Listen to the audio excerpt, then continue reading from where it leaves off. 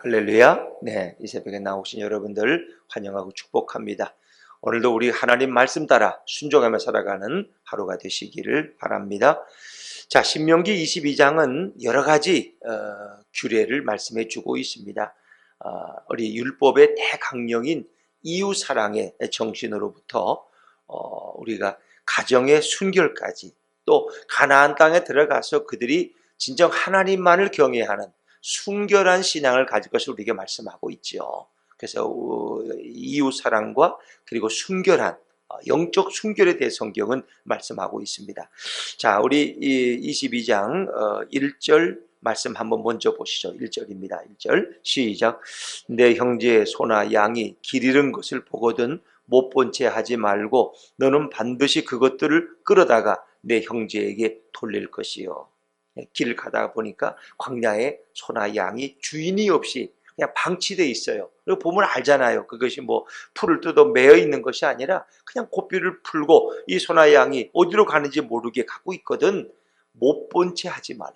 못 본 채 하지 말라.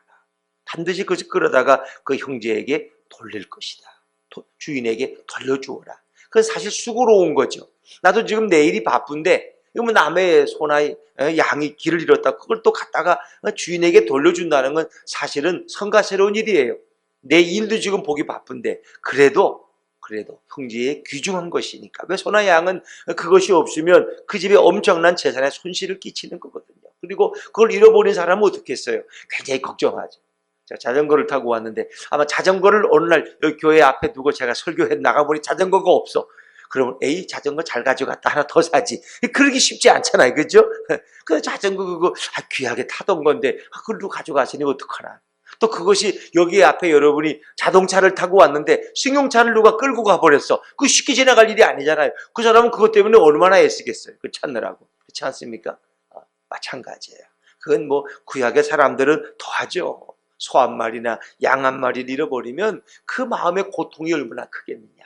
그러니까 너는 그런 것을 보면 못 본 채 하지 말고 다른 사람의 그 아픔을 배려하고 그리고 그 주인에게 그 동물을 돌려줌으로 그에게 기쁨을 주어라. 그런 얘기예요.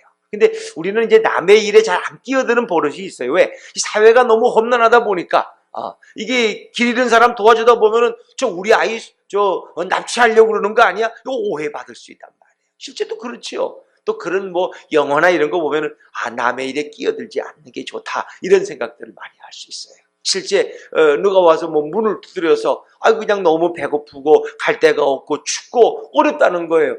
그래서 그러면 잠깐 와서 밥 한 끼 먹고 가라고 좀 몸 좀 녹이고 가라 했더니 그놈이 그냥 강도야, 강도. 그렇게 사람에게 가난한 척해서 이렇게 동정을 사가지고 그 집 식구들을 살해하고 이 생명을 빼앗았다. 이거 참 심각한 문제잖아요. 그래서 사람들은 남의 일에 잘 안 끼어들어요. 근데 우리 민족의 습성도 아주 선한 마음도 있지만 또 어떨 때 냉정한 마음도 있어요. 근데 이제 우리가 외국에 가서 미국이나 이런 데 가서 생활하는 분들 보면은 생각외로 그 미국인 원래 그 미국인들은 굉장히 남의 어려움을 당하고 이렇게 지나가다가 차가 이렇게 길에 서 있잖아요. 그럼 그냥 지나가는 사람도 있지만 꼭 내리는 사람들, 그런 백인들이 있다. 내려서 혹시 무슨 문제가 있느냐, 제가 좀 도와줄까요? 하면서 그 친절하게. 이제 이것이 어찌 보면 선한 사마리아인 정신이에요. 그래서 우리나라에 오죽 계시면 이 사마리아인 법이라는 걸 만들어서 왜 남 도와주다가 이게 잘못되면은 몽땅 뒤집어 써야 되거든. 그러니까 그런 경우는 참작을 해줘라. 위기를 당한 사람을 내가 도와주려고 그러는데 만약에 오히려 그 사람을 위험에 빠뜨리는 조치를 할 수도 있어요. 그랬을 경우에도 그거는 참작이 되는 거예요. 왜냐하면 남이 어려움 당할 때 잘못 끼어들었다가 오해도 받고 내가 오히려 덤태기를 쓴다 그러죠. 이러다 보니까 사람들은 자꾸 이기적이 되고 나 중심이 되고 남의 일에 끼어들지 않아. 괜히 잘못했다가 이웃에 이렇게 넘어질 것 같은 할머니를 내가 잘못 안으려고 했다가 그냥 그 할머니 뼈가 골절이 부러져. 그럼 내가 책임져야 돼. 이런 식이거든요. 그러니까 요즘 오죽에 쓰면 그런 선한 사마리아인 법을 만들어서까지 미국에서도 그렇게 보호를 한다고 합니다. 그래서 또 2절 말씀 보면은 남의 짐승을 길 잃어버리면 그걸 내 집에 냈다가 다시 주인에게 돌려줘라. 잠깐 오해받을 수 있거든요. 누가 왜 우리 집 소가 왜 너희 집에 가 있냐? 이거 내가 가지려는 게 아니고 주인에게 돌려주려고 우리 집에 끌어다 놓은 거라고. 그렇게 말해도 그 사람은 안 믿을 수 있거든. 그러니까 사람들이 아예 어려움 당한 사람을 보더라도 이거 혹시 내가 또 이것 때문에 피해를 입지 않을까 해서 이렇게 피해갈 수 있다는 거죠. 그러니까 그렇게 하지 말아라. 자, 우리 3절, 4절 말씀도 합니다. 3절, 4절입니다. 시작. 낙이라도 그리하고 의복이라도 그리하고 형제가 잃어버린 어떤 것이든지 내가 얻거든 다 그리하고 못 본 채 하지 말 것이며 내 형제의 낙이나 소가 길에 넘어진 것을 보거든 못 본 채 하지 말고 너는 반드시 형제를 도와 그것들을 일으킬지니라. 못 본 채 하지 말라. 그래서 그 말씀이 1절에서 3절, 4절을 세 번이나 반복되잖아요. 못 본 채 하지 말라. 이웃의 어려움을, 남의 역경을 못 본 채 하지 말라 하는 거예요. 그래서 우리 사회 자체가 예전 이제 시골 같으면은 이렇게 뭐 담이 없고 또 이렇게 대문이 뭐 있어도 허술하고 그래서 옆집이 굶는지 뭐 이렇게 기침을 했는지 이게 아는데 이 아파트 문화다 보니까 옆집에 누가 뭐 죽어서 한 달이 지나도 아무도 몰라. 왜? 남의 일에 관여 안 하니까.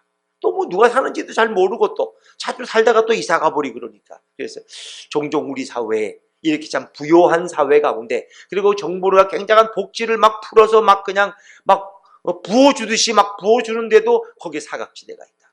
그래서 또 굶어 죽기도 하고 병들어 죽기도 하고 누가 도와줄 사람이 없어서 그래서 동사무소에서도 또 그런 애매한 사람들은 또 지원이 안 돼. 그건 또 뭐 가족이 없어야 되는데 또 멀리 사는 가족이 있기 때문에 안 되고 아들이 없어야 되는데 또 아들이 또 멀리 살아. 한번 와보지도 않지만 그걸 누가 참작을 해.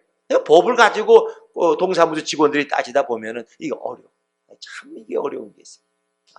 우리 사회에도 이런 문제들을 어떻게 우리가 참 이웃에 대한 따뜻한 관심을 가질 것인가. 우리 모두의 관심. 그래도 우리 시대 크리스찬들만이라도 좀 더 우리가 뭐 모든 문제를 다 해결할 수는 없지만 그래도 우리의 작은 도움을 통해서 누군가에게 유익을 줄 수 있다면 우리는 고난당하는 이웃을 지나쳐서는 안 되지 않느냐. 못 본 채 하지 말라. 내일이 아니라고. 이것이 이제 성경이 우리에게 말씀하는 하나의 사랑의 정신인 것이죠.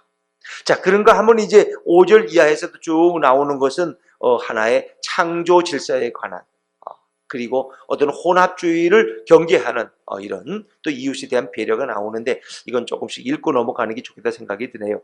자, 우리 5절 말씀입니다. 5절입니다. 5절 한번 읽지요. 시작. 여자는 남자의 의복을 입지 말 것이요 남자는 여자의 의복을 입지 말 것이라 이같이 하는 자는 내 하나님 여호와께 가증한 것이니라 그랬습니다. 의복을 서로 바꿔 입지 말아라. 그래서 뭐 왜 남자가 여자는 꼭 치마를 입어야 되고 남자는 바지를 입어야 되고 뭐 이런 것에 우리가 이제 얽매인 때도 있었죠. 근데 뭐 지금은 뭐 그거 자유롭잖아. 일하는 여성들은 바지가 편하니까 그렇게 입는 것이고 또 뭐 영국인가 스코틀랜드 보니까 그건 왜 이렇게 남자들 악단들도 보니까 남자들이 치마를 입고 또 이렇게 악기를 연주하더라고. 또 그런 사회도 있어요. 뭐 그러나 이제 이 말씀의 중심을 우리가 알아야 돼요.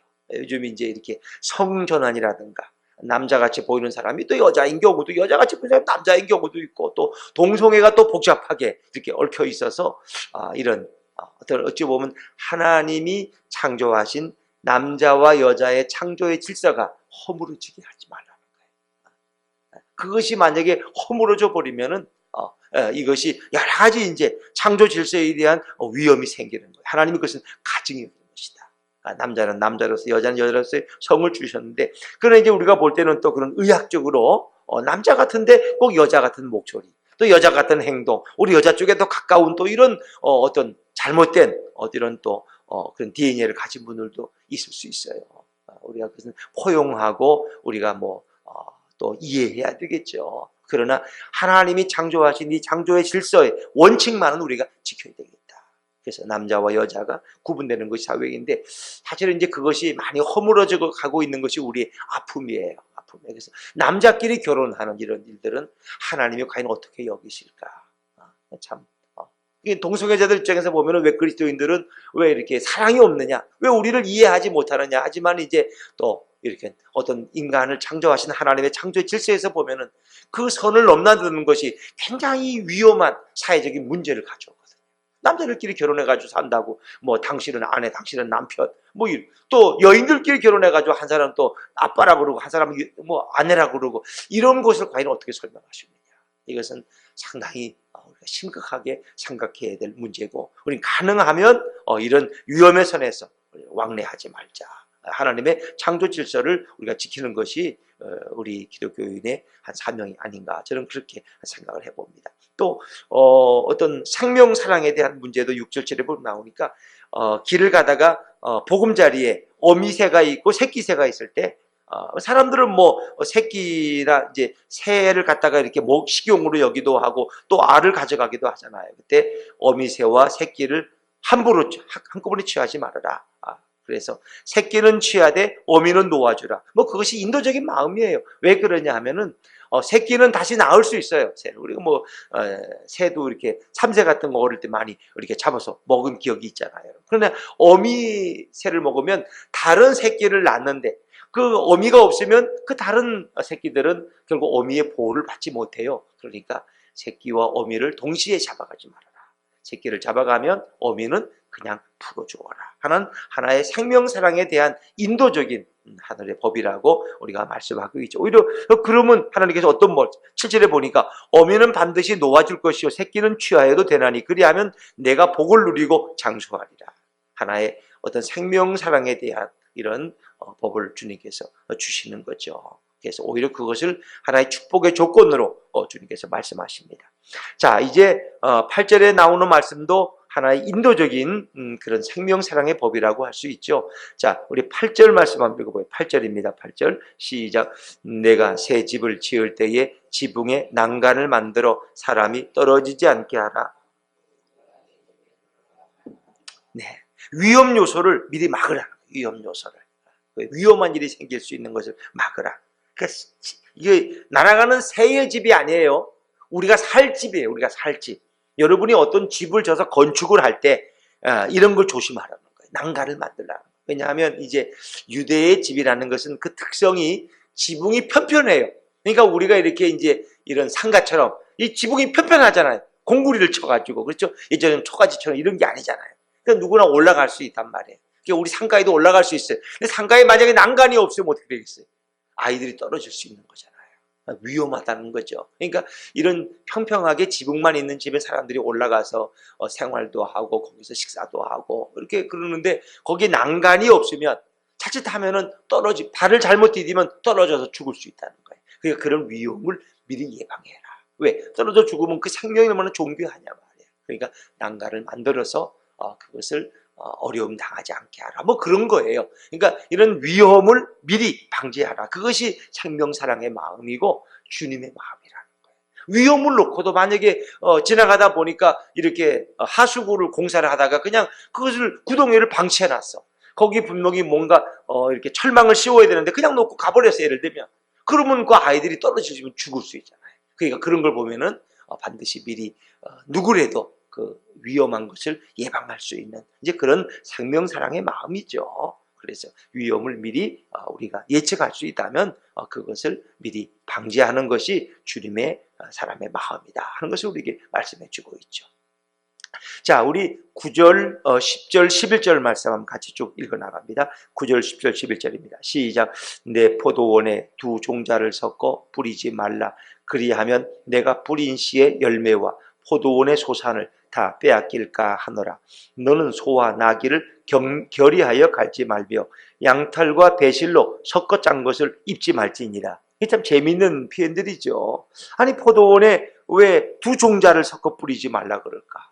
포도나무의 종류도 뭐 다른 종류가 있을 수 있잖아요. 이것도 심은데 왜 그것이 심어서 꼭 뭐 무슨 문제가 생기는 어떤 그런 식물학적인 의미에서 어떤 문제가 생길 수도 있지만 아마 하나님은 다른 의미에서 그러신 것 같아요. 또 10절에 보니까 너는 소와 나귀를 결의하여 밭을 갈지 말라. 그러니까 우리가 이제 보통 시골에 가면 소 두 마리를 이렇게 쟁기에 매서 밭을 가는데 하나는 소고 하나는 나귀고 이렇게 하지 말라는 거예요. 왜 그렇게 하지 말라 그럴까? 물론 얼른 생각하면 소나 나귀는 서로 힘이 달라요.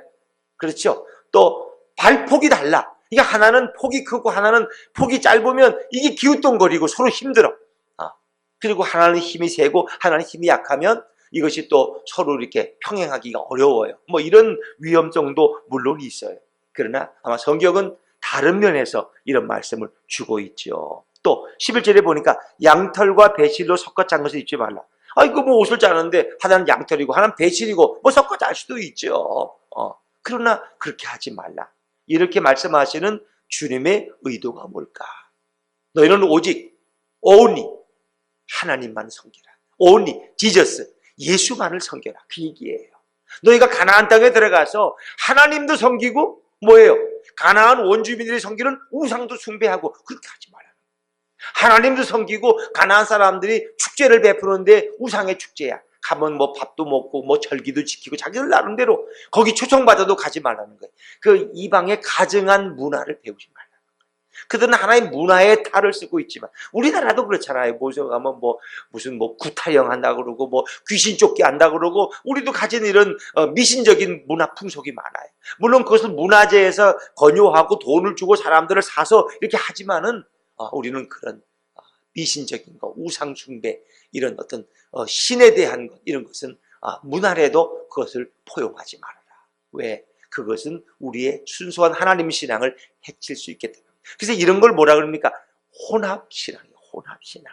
그러니까 이스라엘 백성이 가장 많이 범한 죄가 이거예요.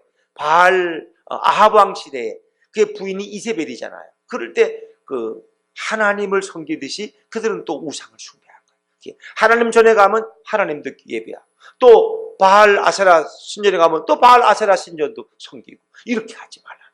이게 혼합주의 신앙. 이 죽도 밥도 아닌 거죠, 여러분. 이게 죽이면 죽이고 밥이면 밥이어야 되는데 이것도 아닌 거예요. 이 가장 하나님이 가증히 여기는 것이다.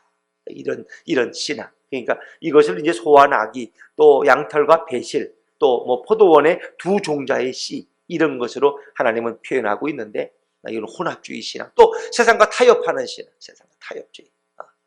하나님 말씀이 아니라 적당히 타협하고 세상 것은 세상 것대로 또 이렇게 받아들이면서 또 교회에 오면 또 신앙인으로 살아가고 이렇게 하지 말아라. 그것은 잘못된 것이다. 왜? 결국 이런 이방의 우상 숭배의 영향을 받아 오히려 내가 하나님 신앙마저 잃어버릴 수 있다는 거죠. 그래서 오직 하나님 말을 경외하라는 것입니다. 하나님 말을. 그래서 우리가 이 시대에 가장 큰 위험이 이런 혼합주의 신앙이에요. 세상에 가면 세상의 문화를 따르고 교회에 오면 또 교회의 가장 진실한 집사님으로도 살아가고 그래서 이 두 세계를 우리가 왕래하는 거예요. 교회에 오면 크리스찬 같고 세상에 나가면 또 불신자처럼 이렇게 살아가는 그런 모습을 갖지 말아라. 하나의 문화라고 하는 것도 그 속에 뭐예요? 결국은 하나의 신앙의 요소가 들어져 있는 거예요. 이렇게 문화라는 탈을 쓰고 우리가 받아들이다 보니까 뭐 이제 뭐 그런 거죠. 그런 위험이 있는 거죠. 그러니까 우리 아파트에서 요가를 많이 하잖아요. 좋은 거예요. 제가 이번에 집회 갔던 목사님도 너무 힘들어가지고 했더니 어디 나가서 할 수는 없고 그러니까 그분도 이제 전에 배웠던 요가를 좀 알고 있어서 그 요가를 가지고 자기 건강을 이렇게 해서 많이 좋아졌다고. 뭐 좋은 거예요. 그러나 이제 요가를 너무 생각 없이 따라가다 보면은 그 요가가 이제 어떤 그 인도의 어떤 귀신의 영을 받는 이런 것으로 연결될 수 있단 말이에요. 그러니까 그런 것까지는 여러분이 알고 우리가 이제 예비해야 돼요. 그래서 자칫하면은 악령에 이끌림 받을 수도 있다. 이제 그런 것이 그러니까 우리가 건강을 위해서 하되 잘못된 이런 풍속들은 우리가 경계할 수 있어야 된다 하는 거죠. 뭐 무당 굿하는 게 무슨 문화라 그래가지고 무슨 뭐 어디 가면 김제 무슨 굿, 뭐 어디 강원도 뭐 영월에 무슨 굿 이런 거 가서 구경하고 또 그걸 뭐 문화 보유한 사람들 있잖아요. 그러나 그 속에는 하나의 귀신의 영을 그들은 받는 것이다. 그래서 무당이 뭐 작두 위에 올라가서 맨발로 작두 위에 서기도 하고 뭐 건너를 1m씩 뛰기도 하고 그 인간의 힘으로는 안 되는 거예요. 뭔가 귀신의 영을 받지 않으면 그 어렵다는 거예요. 그러니까 그런 거에 대해서 우리가 경계할 수 있어야 된다. 또 가장 심각한 문제가 오늘 이 시대는 이제 진화론의 문제와 이런 동성애의 문제예요. 이건 여러분들이 좀 신중하게 볼 수 있어야 돼요. 그래서 우리가 뭐 동성애자들을 미워할 필요는 없어요. 그들도 사랑해야 돼요. 아마 동성애자를 예수님이 만나면 예수님 어떻게 했을까? 동성애자도 끌어안고 사랑했을 거예요. 같이 식사하고 그들에게 하나님 말씀을 전했을 거예요. 동성애자를 미워하진 않으세요. 예수님은 용서하셔요. 그러나 동성애 자체는 우리가 받아들이면 안 된다는 거예요. 그 잘못된 것이 하나님의 창조 질서를 어지럽히는 것이기 때문에 여러분이 그것은 분명해야 돼요. 사람은 죄인은 미워하지 말고 죄는 미워하라는 겁니다. 죄는 용납하지 말고 죄인은 용서하고 사랑하라. 나 저런 것하고는 나 말도 안 섞어. 아이고 저게 인간이야, 저게 짐승이지. 이러면 안 된다는 거예요. 그렇죠? 우리가 자칫하면 그런 죄를 범할 수 있어요. 예를 들면 뭐 성경에 나오는 뭐 6번째 뭐 7번째 남편과 살고 있다. 예를 들면 사마리 여성처럼 뭐 그게 성경의 한 예지만 뭐 결혼하다 보니까 또 결혼했다가 재혼했다가 또 그렇게 참 비운의 여인이 있을 수도 있어요. 살다 보니까 첫 남편이 또 뭐 군대 가서 또 전쟁에 나갔다가 돌아가시고, 그래서 두 번째 또 어렵게 결혼했더니 그분이 또 뭐 병이 걸려서 또 빨리 돌아가시고, 이러다 보니까 자기도 모르게 혼자 살 수는 없고 3번, 4번, 5번 결혼할 수도 있어요. 그런데 교회는 그런 분이 오더라도 어떻게 해야 돼요? 품어주고 사랑하고 주님의 사랑으로 이렇게 뒤에서 수근수근 대고, 아이고 5번째 남편하고 산대, 뭐 사마리아 수가성 여인인가 자기가, 이렇게 하면 안 된다는 거예요. 그의 상황을 이해해주고 그를 품어주는 것이 주님의 마음이에요. 그렇죠? 그러나 우리가 그런 것을 본받거나 장려해서는 안 되겠죠. 물론 우리가 가능하면 가정의 순결을 지키듯이 우리 가정의 어떤 순수한 성결함을 지키는 것 중요하죠. 그래서 이제 13절부터 해서 여러분 보시지만 이런 성결에 관한, 순결에 관한 법이에요. 어떤 처녀성에 대한 뭐 지금 그런 걸 가지고 논하기는 참으로 어렵겠죠. 또 뭐 이렇게 유부녀와 유부남과의 어떤 동침의 관계, 또 유부남이 처녀를 범했을 경우에 이런, 제가 그런 얘기 들어본 거 있어요. 어느 시골의 전도사님이 이제 총각이 이렇게 신학교를 갓 졸업하고 이렇게 이제 신학교 다니면서 또 시골에 가서 목회하는 분도 있잖아요. 그렇게 이제 하는데 그만 그 교회 장로님 딸이 이제 이렇게 그 또래 딸이 있어요. 그래서 이제 둘이 이렇게 같이 신앙생활 하다 보니까 이제 전사님하고 장로님 딸하고 이제 쉽게 말하면 우리말로 하면 서로 좋아하게 된 거야. 그리고 이제 눈이 맞은 거야. 그리고는 이제 이게 넘어서는 안 될 선을 젊은 사람들이다 보니까 넘어버린 거예요. 이거 어떻게 해야 돼? 그래서 이제 장로님이 참 이게 난관한 거, 이거 어떡하냐 말이야 이걸. 또 자기가 섬기는 교회 전도사님이고 또 자기 딸이고 이걸 뭐 내쫓아요, 어떻게 해요 이걸. 그래서 이제 전사님하게 우리 딸을 좋아하느냐, 자기 사랑한다고. 결혼하고 할 거냐, 결혼하겠다고. 그 딸에게 너 전사님 좋아하냐, 전사님 정말 사랑한다는 거예요. 그래서 두 사람을 결혼시켰어요. 훌륭한 목회자로 출발할 수 있도록. 그런 거죠. 어찌 보면 뭐 인간은 누구나 실수할 수 있어요. 그러나 그럼에도 불구하고 그것을 품어주고 용납해주고 또 그들이 새 출발할 수 있도록 이렇게 기도해 주는 것이 우리 그리스도인들의 마음이겠죠. 오늘 이 시대에 뭐 이런 어떤 성적인 순결을 논한다는 자체가 굉장히 어려워요. 그러나 우리는 하나님의 창조의 원리는 분명히 지켜야 돼. 가정의 순결함을 지켜야 돼. 가정의 행복은 이런 가정의 구성원의 순결에서 오는 것이지, 이건 참 어느 한쪽도 그래요. 만약에 뭐 배우자인 남편이 늘 이렇게 그냥 자기 아내보다 밖으로 많이 돌아다니면 가정이 행복할 수가 없어요. 또 아내가 늘 밖으로 돌아다니면서 외간 남자들하고 밥 먹고 골프 치고 맨날 놀러 다니고 그러고 다녀, 그냥 남편하고 집에 오면 대화도 안 하고, 이러면 가정이 행복할 수가 없다. 그러니까 우리는 가정의 행복, 하나님이 주신 이 가정의 순결함과 그 행복을 위해서 서로가 노력하고 기도하고, 그러기 위해서 어떻게 돼요? 예수님이 우리 가정의 주인이 되어야 할 줄로 믿습니다. 예수님이 우리 가정의 주인에 대해서 아내의 마음속에 늘 하나님을 경외하듯이 남편을 가정의 제사장으로 존중히 여기는 마음을 주셔야 돼. 또 그건 또 마찬가지, 남편의 마음에도 내 아내를 정말 내 몸처럼 내 생명처럼 사랑할 수 있는 마음, 주님을 사랑하고 내 가족을 사랑하는 이런 마음을 주님이 주실 때 우리는 이 유혹 많은 세상에서도 행복한 가정을 이끌어갈 수 있다는 것이죠, 여러분. 그래서 뭐 이런 여러 가지 가정에 대한, 결혼에 대한 많은 사회 프로그램도 있고 교회에서도 그런 프로그램들 많이 있죠. 그러나 그것이 모든 만능의 방법은 안 됩니다, 여러분. 뭐 심지어 좀 제가 부끄러운 얘기지만 전에 어떤 선교적인 교회에서 보니까 자기들끼리 뭐 이렇게 무슨 이렇게 제자 훈련을 하는 데 가가지고 그냥 이렇게 초교파적으로 그런 데 가서 하다가 그러면 거기서 만나는 사람들끼리 그냥 바람이 나가지고 그냥 이렇게 해서 가정이 깨어지는 경우도 봐요. 그러니까 하나님 말씀을 공부하다가도 서로 그냥 맨날 출퇴근길이 같은 거야. 방향이 같으니까 집사님 우리 이제 서로 아니까 우리 같이 다닙시다. 같은 다니다 보니 커피도 한잔하고 그러다 보니까 이제 서로 마음에 또 왜 문제가 없겠어요. 왜 아내에 대한 불만도 있고 남편에 대한 불만도 있고 서로 얘기하면 재미있거든. 그러다 보니까 그냥 가까워진 거야. 또 그럴 수도 있어요, 여러분. 그것도 여러분 이해할 수 있어요. 그러나 그분들이 거기에만 머물면 안 되죠. 회개하고 정말 그들이 하나님 앞에서 바로 서야 된다 생각이 듭니다. 그래서 정말 우리가 제일 중요한 것은 예수 그리스도만이 우리 가정의 순결함을 지킬 수 있고, 내 힘으로는 어쩔 수 없어. 나도 왜 유혹을 받으니까. 그러나 성령님께서, 예수님께서 내 안에 계실 때 우리는 그런 유혹을 뛰어넘어서 오히려 승화시키고, 그리고 정말 주님이 기뻐하는 가정을 만들어갈 수 있는 거죠. 우리는 혼합주의의 신앙이 아닙니다. 세상을 쫓아가는 그런 신앙이 아닙니다. 세상을 거슬러 가고 오히려 하나님만을 사랑하고 예수님만을 내 인생의 주인으로 모시고 살아가는 그분의 말씀에 전적으로 순종하는 성결한 주의 백성들 되실 수 있기를 주의 이름으로 축원합니다. 기도하겠습니다.